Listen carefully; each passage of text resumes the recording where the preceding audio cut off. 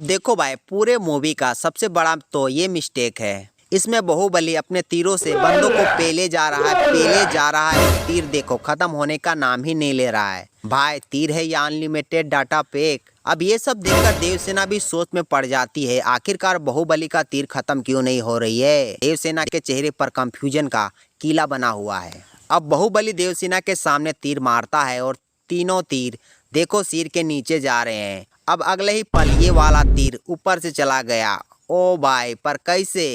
अबे मुझे क्या पता। अब देखो देवसेना के ऊपर से सभी तीर जा रहे थे, तो इस हिसाब से तीर तो माथे में लगनी चाहिए, पर नहीं भाई, तीर लगी कहाँ? छाती में। हमारे यहाँ ऐसा ही होता है। इनमें देखो देवसेना ने एक भी कदम आगे नहीं बढ़ाया और बाहुबली ने तो एक दो बंदों को उड़ा भी दिया। ओ भाई, बाहुबली के अंदर फ्लश का भूत घुस गया है क्या? मान लिया बाहुबली हीरो है, पर ये कुछ ज्यादा नहीं हो गया?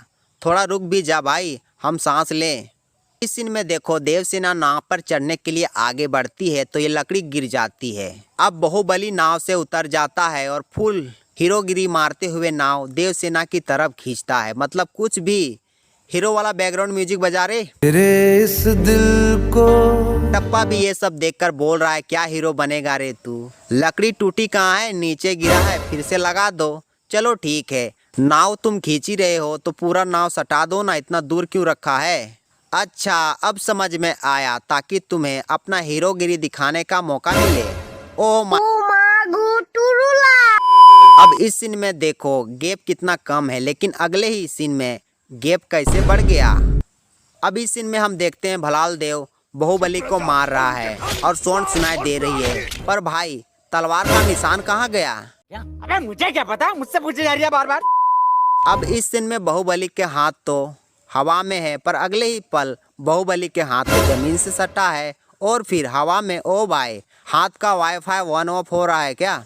अब इस सीन में बाहुबली तीर सिर के बीच में मारता है और बड़ा सा निशान बन जाता है, और जब यही सिर भलाल देव को मिलता है तो इसके सिर का निशान कहाँ गायब हो गया। अब इस सीन में बाहुबली घोड़े से ले रहा होता है, सॉरी मेरा मतलब घोड़े के ऊपर से तीरबाजी कर रहा है और इसके पीठ में तीर कमान लटका है, और फिर अगले ही पल तीर कमान गायब हो गया। ओ भाई, ये सब जादू बाहुबली कैसे कर रहा है? मैं नहीं बताऊंगा। अब हमने देखा कि बाहुबली के पीठ में तीर कमान नहीं है और बाहुबली के पीठ में कुछ नहीं है, और जैसे तीर बाहुबली को लगती है और नीचे गिरने लगता है तो तीर कमान की जगह तलवार कैसे आ गया भाई?